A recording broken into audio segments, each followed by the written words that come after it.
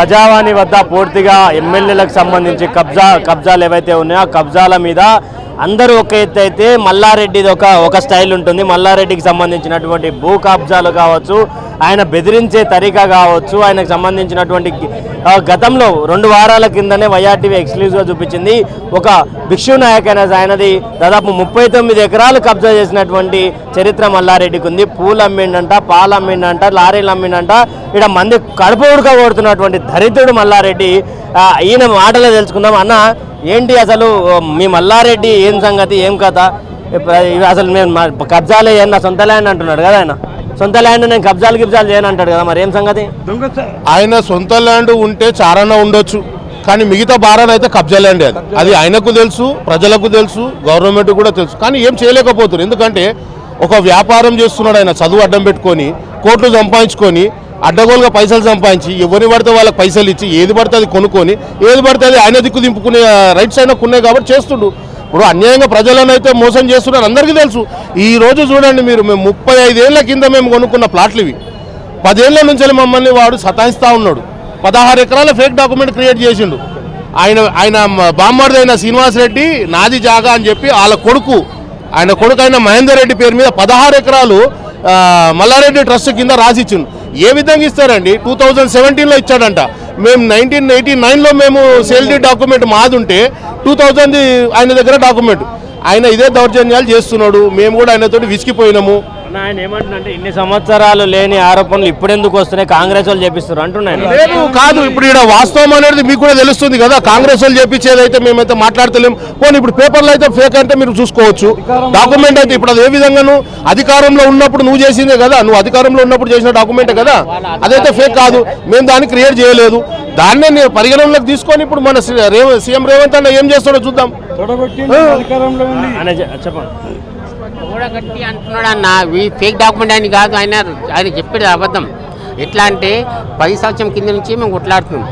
ఆయన ఏం చేస్తున్నాం, మీడియాకి ఎక్కువ వెళ్ళేసినా వాళ్ళకు గచ్చిపోండిరా ఉన్న పద్ధతిలో ఏం చేస్తారు అని పోలీస్ అధికారులను కూడా బషీర్బాద్ పోలీస్ స్టేషన్లో 4 రోజుల నుండి ఇవాళ 5 రోజులు ఇక్కడ వచ్చినాం.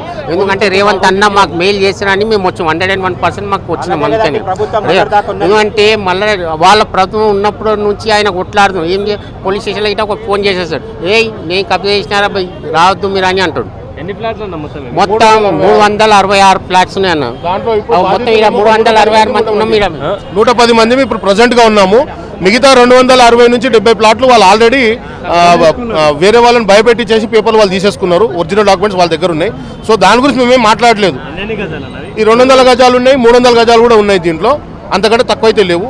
ఇప్పుడు మా దగ్గర బాధితులు మేము 110 మంది ఉన్నామండి. 110 మంది మేమున్నాము. మా ప్లాట్లు మాకు కావాలి అంటే ఆయన వాల్ పెట్టేసుకొని కాంపౌండ్ వాళ్ళు 16 ఎకరాలు నాదే, నా దగ్గర డాక్యుమెంట్ ఉంది అని చెప్పి కోర్టు ద్వారా కూడా మాకు నోటీసులు పంపడం జరిగింది. మేము కోర్టులో కూడా మేము వకాలత్ వేసినాము. అక్కడ కూడా ఉన్నాం. మాది రిజిస్టర్డ్ సేల్ డీడ్ కాపీస్ ఉన్నాయి, మా దగ్గర సేల్ డీడ్ కాపీస్ ఉన్నాయి. ఈసీస్ కూడా మా పేరు మీద ఉన్నాయి. ఇది మా డాక్యుమెంటు. అంత గరీబోలు పేదోళ్ళు ఉన్నారు, వీళ్ళకి న్యాయం జరగాలి అని చెప్పేసి రేవంత్ అన్న దగ్గరికి రావడం జరిగింది. ఇది ఆల్రెడీ ఈ సబ్జెక్ట్ రేవంత్ అన్నకు తెలుసు. బిఫోర్ ఎలక్షన్ కూడా తెలుసు. ఈ సర్వే నెంబర్ మీద అవగాహన ఉంది. సో కాబట్టి కొంచెం ఆయన దయ చూపిస్తే మా మీద బాగుంటుంది. అంత గరీబోళ్ళు పేదోళ్ళే ఉన్నారు, ఇక్కడ ఎవరు ఉన్నోళ్ళు లేరు. కాబట్టి ఆయనతో కొట్లాడలేకపోతున్నాం. మేము అట్లా ఆయనతో కొట్లాడలేకపోతున్నాం. ఎందుకంటే ఆయన డబ్బు, పవరు, ఆ పదవి ఇవన్నీ అహంకారంతో చూపించుకుంటున్నాం. మమ్మల్ని రానియకుండా చేస్తున్నాడు. దయచేసి మాకు న్యాయం జరగాలని కోరుకుంటున్నాం. ఇక్కడ సేల్ డీడ్కి సంబంధించినటువంటి కాపీస్ కూడా ఉన్నాయి. ఇవి ఈసీకి సంబంధించినటువంటి కూడా మల్లారెడ్డి క్లియర్గా నేనేం చేయలేను అంటున్నాను. అనేది ఎన్ని ఇయర్స్ నుంచి ప్రాబ్లం ఫేస్ చేస్తూ ఉన్నాను? ఇది 15 ఇయర్స్ 20 ఇయర్స్ నుంచి అవుతున్నది. 30 ఇయర్స్ అయింది మేము కొని ల్యాండ్. ఇది అప్పటి నుంచి 32 ఇయర్స్ అవుతుంది. అప్పటి నుంచి వీళ్ళు ఏం చేసిండు, కబ్జా మీద కూర్చొని గుండగాళ్ళని కూర్చోబెట్టి తాగిపిచ్చి తినిపించేసి ఎవరిని పబ్లిక్ని రానియకుండా, ప్లాట్ ఓనర్స్ రానియకుండా భయపెట్టి చేసి వస్తే మేము చంపేస్తాం, మిమ్మల్ని రావద్దు, మేము 30,000 ఇస్తాం, తీసుకుంటే తీసుకోండి, అవి కూడా దొరకాయని భయపెట్టించేసి 30,000 అప్పుడు 20 ఇయర్స్ బ్యాక్ అట్లా తీసేసుకొని 230-40 మందికి తీసేసుకొని ప్లాట్లు వాళ్ళ డాక్యుమెంట్స్ తీసేసుకున్నారు. మేము ఇంకా మిగతా 120 మంది, ఇప్పుడు 120 మంది దాకా ఉన్నాం. మేము డాక్యుమెంట్స్ ఇవ్వలేదు, డబ్బులు తీసుకోలేదు, ఇవ్వలేదు. అందుకే మా దగ్గర ఒరిజినల్ డాక్యుమెంట్స్ ఉన్నాయి. ఇప్పుడు అది కాదంటున్నాడు. తన యూనివర్సిటీ పక్కకు ఏదో 1-2-3 జాగాలు ఉన్నాయి, 1-2 ఎకరాలు. ఇది కూడా కంటిన్యూ వస్తుందని ఇది కూడా మాది కబ్జా చేసేసిండు. చేసి మాకు వేరేది ఇస్తా అది ఇస్తా అని ఇంతవరకు ఇవ్వలేదు. దయచేసి వీడు 420 చాలా 420 చేస్తున్నాడు. దయచేసి వీడిని ఎట్లా అంటే జైలు శిక్ష మళ్ళీ బయటికి రాకుండా చేయాలని రేవంత్ రెడ్డి గారిని కోరుతూ మేము ఇక్కడికి వచ్చినాం. మీద ఎప్పటి నుండి అండి? తీసినాం సార్, ఈసీ కూడా తీసినాం. ఇది తీసిన తర్వాత కూడా మేము సర్వే చేస్తామంటే చేయనిస్తలేడు. విన్నారా? ఎన్ని గజాలు ఉంది మీది? నాది 200 గజాలు. ఎప్పుడు కొన్నావు? ఓ 90లా. ఎంత కొన్నావు? ఎంత కొన్నావు? ఎంతవో కొన్నాం. అంటే దాని ప్రకారం ఏమన్నా ఇస్తున్నాడా మీకు? ఏం లేదు. విన్నారా? ఏం లేదు. విన్నారా? ఇస్తా అని అగ్రిమెంట్ చేసుకున్నాడు. 25 లక్షలు ఇస్తామని అగ్రిమెంట్ చేసుకున్నాడు ఆయన సురేందర్ రెడ్డి ఏమున్నది. అయితే ఏం చేసిండు కింద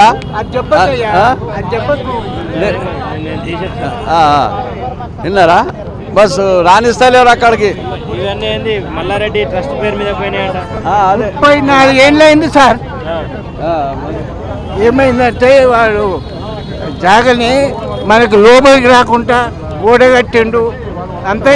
కట్టిండు రాణిస్తలేడు. వాని బావమాడిది వచ్చి పోలీస్ స్టేషన్లో మాట్లాడుకొని బయటకు వచ్చినాక మీకు ఏడో ఇంత ఇస్తాము ఏడో తీసుకోవాలంటే మా జాగాలు మాకు కావాలంటే మేము చూసుకుంటాం పో అని అన్నాడు సార్. నిన్ననే ఆయన బామ్మది శ్రీనివాసరెడ్డి మీ జీవితంలో మీ భూమి దొరకదు అని చెప్పేసి పోలీస్ స్టేషన్ లో పోలీసు వాళ్ళు ఏమంటలేరు. వాళ్ళు అన్నారు మీరు కట్టుకోండి, ఏమైనా అయితే ఏమైనా గడబడవుతుంది కదా మేము వస్తాం, కానీ మీరు కట్టుకోండి, మేము నడమరాం చెప్పేసి వాళ్ళు పోలీసు వాళ్ళు.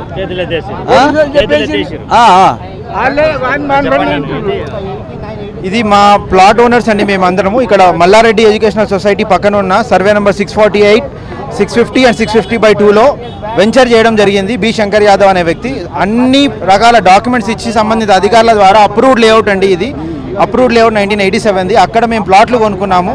ప్లాట్లు కొనుక్కున్నప్పటి నుంచి కూడా మేము అందరము చాలా క్లియర్గా ఉన్నాము. ఇప్పుడు మల్లారెడ్డి అధికారంలో వచ్చినప్పటి నుంచి కాలేజ్ పక్కన ఉందని కాలేజ్కి సంబంధించిన వ్యవహారాల కోసమని దీన్ని కబ్జా చేయడానికి చూశారు ఎన్నోసార్లు. మల్లారెడ్డి అనుచరులు అయినటువంటి ముఖ్యమైన వ్యక్తి శ్రీనివాస్ రెడ్డి ద్వారా ఒక ధరణిని అడ్డం పెట్టుకొని ఒక కొత్త డాక్యుమెంట్ సృష్టించి కొత్త పాస్బుక్ సృష్టించి 16 ఎకరాలని ఆయన మల్లారెడ్డి ఎడ్యుకేషనల్ సొసైటీకి దానం చేశారు. దానికి సంబంధించిన డాక్యుమెంట్ కాపీస్ కూడా ఇక్కడ ఉన్నాయి, 5708/2020.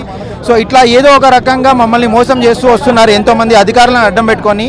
అధికారంతో కలెక్టరేట్ నుంచి రెస్పాన్స్ లేకుండా, పోలీస్ స్టేషన్ నుంచి రెస్పాన్స్ లేకుండా, ఈవెన్ కోర్టు నుంచి కూడా ఏ రెస్పాన్స్ రాకుండా చేశారు. అనేక రకాల ప్రయత్నాలు చేశారు. దొంగ లేఅవుట్ వేశారు, HMDA లేఅవుట్ ఒక ఏజెన్సీని పెట్టుకొని, అది కూడా క్యాన్సిల్ చేయించాము. ఎన్నో కోట్ల కేసులు వేశారు, ఆ కోట్లన్నీ కూడా విన్ అయ్యాము. అవన్నిటికి సంబంధించిన కేసులో పేపర్లు ఆర్డర్ కాపీస్ కూడా మేము సీఎం సార్కి ఇవ్వడం జరుగుతుంది. ముఖ్యమైన విషయం ఏంటంటే సీఎం రేవంత్ రెడ్డి సార్కి ఇష్యూ తెలుసు. మల్లారెడ్డి కాలేజ్ పక్కన మల్లారెడ్డి చేస్తున్న కబ్జాల గురించి గుండ్లపోచంపల్లిలో సీఎం సార్కి ప్రత్యేకంగా తెలుసు. ఆయనకి సంబంధించినంత వరకు ఎన్ని కబ్జాలు ఉన్నాయో అన్నీ తెలుసు. ముఖ్యంగా ఈ విషయం చాలా క్లియర్గా తెలుసు. ఎన్నో పొలిటికల్ మీటింగ్స్లో కూడా సార్ మాట్లాడారు. ఇప్పుడు మేము ఏం కోరుతున్నామంటే సార్ మీద భరోసాతో వచ్చాము ఇక్కడికి, మాకు పూర్తి న్యాయం జరగాలని. ఏ అధికారి దగ్గరికి వెళ్ళినా కూడా డాక్యుమెంట్స్ లేవు, నాట్ ట్రేసబుల్ అని కోర్టు కూడా వాళ్ళు రిటర్న్ ఇస్తున్నారు. LRS అప్లికేషన్ చేసుకున్నా కూడా ఇదేది కూడా ఫార్వర్డ్ చేయకుండా ఇప్పటికీ కూడా మల్లారెడ్డి ఏ ఒక్కటి కూడా ప్రోగ్రెస్ అవ్వకుండా ఆపుతున్నారు. LRS అప్లికేషన్ కానీ, మా కరెంట్ మీటర్ అప్లికేషన్ కానీ, ఏ రకమైన హౌసింగ్ కన్స్ట్రక్షన్ కోసం పెట్టుకున్న ఏది ప్రోగ్రెస్ అవ్వకుండా ఇప్పటికి కూడా ఆపగలుగుతున్నాడంటే ఆయన శక్తి ఎంత ఉంది, ఆయన ఏ విధంగా డబ్బులు వేచిస్తున్నాడు, ఆయనకి ఈ ల్యాండ్ ఎంత ఇంపార్టెంట్ అనేది మనం అర్థం చేసుకోవాలి.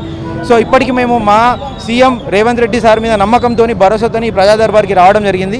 మా భూములు మాకు ఇప్పించి ఇది మా ఇళ్ళ స్కీమ్లో మాకు ఇల్లు కట్టుకునే సహాయం కూడా చేయాలి. ఎందుకంటే ఎంతోమంది మేము పేదవాళ్ళం, మాకు ఇల్లు కట్టుకునే స్తోమత లేకనే ఖాళీ ఉంది. ఖాళీ ఉండడం ద్వారానే మల్లారెడ్డి మొత్తం కొట్టేయాలని చూస్తున్నాడు.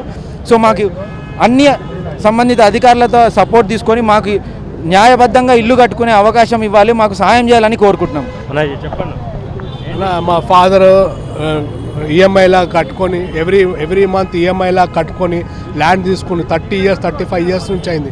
నేను ఒక మ్యారేజ్ అయింది, పిల్లలు కూడా ఏం లేకుండా మేము ఇంత కష్టపడుతున్నాం. మేము ఉండేది బోయిన్పల్లి ఎన్నిసార్లు పోయినా మల్లారెడ్డి దగ్గర పోయినా అని ఏమాయా మీరు ఎంత తీసుకున్నారు అంతకే ఇస్తాను పో నడు ఎలగొట్టిండు అన్నీ చేసిండు. కానీ మాకు ఇప్పుడు ఆ ల్యాండ్ ఇప్పుడు వేరే ల్యాండ్ తీసుకున్నది ల్యాండ్ ఆయన తీసుకున్న 800 ఎకరాలు తీసుకున్నాను అంటుండు.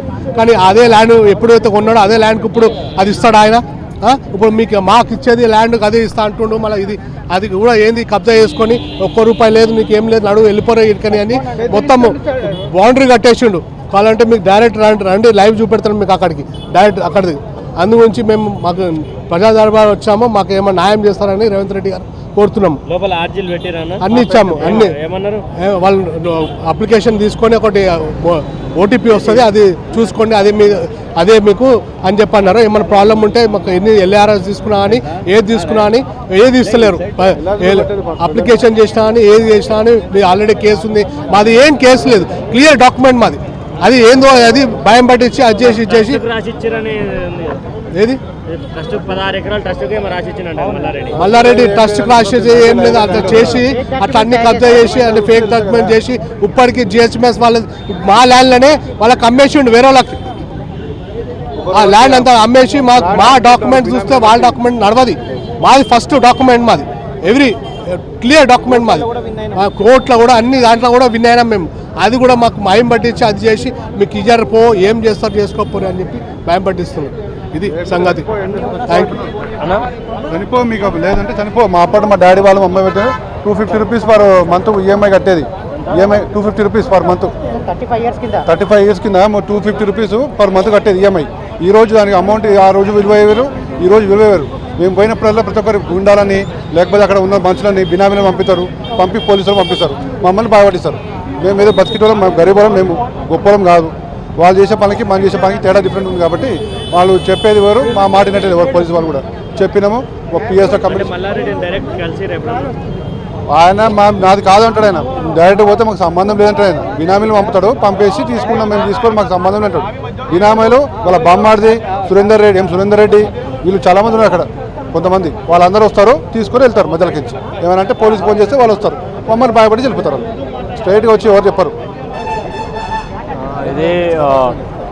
ఇది మల్లారెడ్డికి సంబంధించినటువంటి భూభాగవతాలు. ఒక సైడ్ ఏమో కాంగ్రెస్ పార్టీకి సంబంధించినటువంటి ఎమ్మెల్యే, ఒక సైడ్ ఏమో BRS పార్టీకి సంబంధించినటువంటి ఎమ్మెల్యే. ఇప్పుడు BRS పార్టీకి సంబంధించినటువంటి ఎమ్మెల్యేల పర్వం అయిపోతే కాంగ్రెస్ పార్టీకి సంబంధించినటువంటి ఎమ్మెల్యేల పర్వం మొదలైంది. అయితే ఇక్కడ మల్లారెడ్డి ఎప్పటి నుంచి అయితే తాను చేసుకుంటూ వచ్చిండో మేడ్చల్ మొత్తం పూర్తిగా ఖాళీ చేసిండు. కీసర మండలకు సంబంధించి చీరాల కుంటలు కావచ్చు, చెరువులను కావచ్చు, ఆయన కాలేజ్ పక్కన ఉన్నటువంటి భూములను పూర్తిగా ఆయన స్వాధీనం చేసుకుని ఆయన బినామీల పేరు మీద ఆయన దగ్గరికి వెళ్తే నాకేం సంబంధం రా బాబు, నాకు సంబంధం లేదు అని ఆయన ఎల్లగొట్టడం, అక్కడ బినామీలను ఆయన రెచ్చగొట్టి బినామీలను ఆయన ద్వారా ఆయన రిజిస్ట్రేషన్ చేసుకొని ఆయన మల్లారెడ్డి ఇన్స్టిట్యూషన్ కావచ్చు, CMRకి కావచ్చు, ఆయనకు సంబంధించినటువంటి హాస్పిటళ్ళ మీద ఆయన ట్రస్ట్ పేరు మీద ఆయన సంతకాలు చెప్పి ఫేక్ డాక్యుమెంట్ ధరణి వల్ల 16 ఎకరాలు మావి గుంజుకున్నారు. అప్పట్లో నుండి మేము మంత్లీ ₹250 EMIలు కట్టినటువంటి పరిస్థితి. ఇప్పటికి మా ల్యాండ్ మాకు దొరకలేదంటూ కూడా మల్లారెడ్డి బాధితులు ఆరోపిస్తున్నటువంటి మాట. కెమెరామ్యాన్ శ్రీనివాస్తో ఉదయ్ కిరణ్, YRTV హైదరాబాద్.